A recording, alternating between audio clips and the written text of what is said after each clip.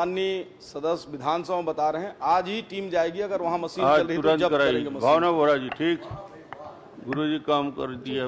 भावना जी, मेरा प्रश्न ये है कि जो आंगनबाड़ी केंद्रों में जो सहायिकाएं या कार्यकर्ताएं जो काम करती हैं, कभी कभी स्थिति देखी गई है कि बच्चों के परिजनों को वो कुछ विषय को समझाने में असफल भी रहती हैं। तो मेरा प्रश्न ये है कि आंगनबाड़ी कार्यकर्ताओं हेतु शिक्षा अर्हता का मापदंड क्या तय किया गया है? बताइए मंत्री जी, फिर पूछ लीजिए। आंगनबाड़ी कार्यकर्ताओं हेतु शिक्षा अर्हता का मापदंड क्या तय किया गया है?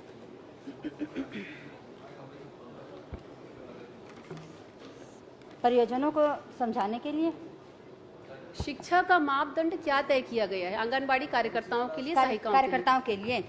माननीय अध्यक्ष महोदय जी, वैसे आंगनबाड़ी सहायिका कार्यकर्ता के लिए 12वीं क्लास, और अगर उस गांव में 12वीं क्लास की कोई महिला नहीं है तो फिर 10वीं क्लास तक की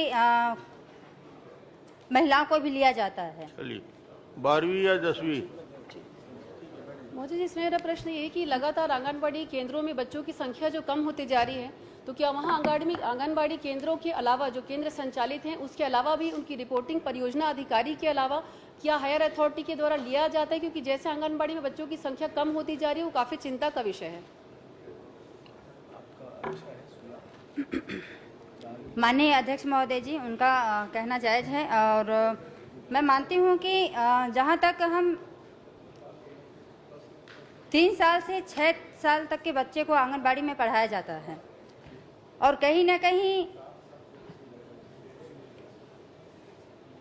अच्छा, ये बता दें कि पिछले बार जो वहाँ की रिपोर्ट आई थी वो आपके अधिकारियों ने, आपके विभाग के द्वारा, हायर जो अथॉरिटी उनके द्वारा पिछला जो रिपोर्ट है आंगनबाड़ी केंद्रों का जो छत्तीसगढ़ में संचालित है, पिछली बार कब लिया गया था?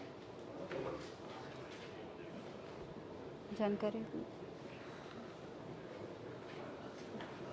1 मिनट में आपको बताती हूँ। माननीय अध्यक्ष महोदय जी, माननीय सदस्य जी का रिपोर्ट कब लिया गया था? क्या सवाल में क्या था? आंगनबाड़ी केंद्र जितने भी छत्तीसगढ़ में संचालित हैं, उनकी जो रिपोर्ट है बच्चों की, चाहे वो कुपोषण से संबंधित हो, आहार से संबंधित हो, उनके डेवलपमेंट से संबंधित हो, या प्रोटीन आहार देने के विषय में हो, पिछले बार परियोजना अधिकारी के अलावा क्या छत्तीसगढ़ के प्रशासनिक अधिकारियों के द्वारा, संबंधित विभाग के द्वारा उनकी रिपोर्ट या उनका सर्वे कब किया गया था, भौतिक सर्वे? माननीय अध्यक्ष महोदय, ये जहाँ तक आंगनबाड़ी की बात हो, उनके पोषण आहार की बात हो, चाहे और विशेष की बात हो, तो ये प्रतिदिन इसका रिपोर्ट लेते रहते हैं। माननीय अध्यक्ष, प्रतिदिन प्रदेश में रिपोर्ट जाती है जी। चलिए राजेश मुड़त जी, एक आखिरी क्वेश्चन पूछना चाहूंगी महोदय जी। लगातार ये विषय क्षेत्र में भी आ रहा है कि रेडी टू ईट का काम वापस से स्व सहायता समूह की बहनों को या आंगनबाड़ी में दिया जाएगा। तो मैं पूछना चाहती हूँ कि इसका क्या कोई विशेष तिथि तय की गई है कि इस तिथि के बाद हम वो काम एसएचजी ग्रुप को देंगे, रेडी टू ईट वाला? और उसकी प्रक्रिया क्या होगी? अगर समूह, क्योंकि लाखों की संख्या में है, तो समूह जिसको हम प्राथमिकता देंगे, हमारी प्राथमिकता क्या होगी उन समूहों को लेकर के जिनको हम रेडी टू ईट का काम देने वाले हैं? माननीय अध्यक्ष महोदय जी, ये सवाल पिछले बार भी आया था, तो मैं अपने जवाब में दी थी कि जहाँ तक रेडी टू ईट की बात हो, तो रेडी टू ईट स्वयं सहायता समूह की महिलाओं को देने वाला जो काम बात मैंने कही थी, तो युक्त निर्णय लिया जा रहा है इस पे, और जो आगे की कार्रवाई होगी वो आपस में डिस्कस करके अधिकारियों के माध्यम से। महोदय जी, मैं इसमें विषय लेना चाहूंगी, ये बहुत गंभीर विषय है और लगातार क्षेत्र में विषय आता है। जब जवाब मंत्री जी का, महोदय जी का आया था, उसको लगभग 10 से 15 दिन होने आ गए। अगर वही जवाब 15 दिन के बाद भी मिलेगा तो फिर आगे की वस्तु स्थिति क्या रहेगी? कृपया उस पे क्या तो डेट बता दें। माननीय अध्यक्ष महोदय जी, मैं आपको बताना चाहूंगी कि अभी सत्र चल रहे हैं।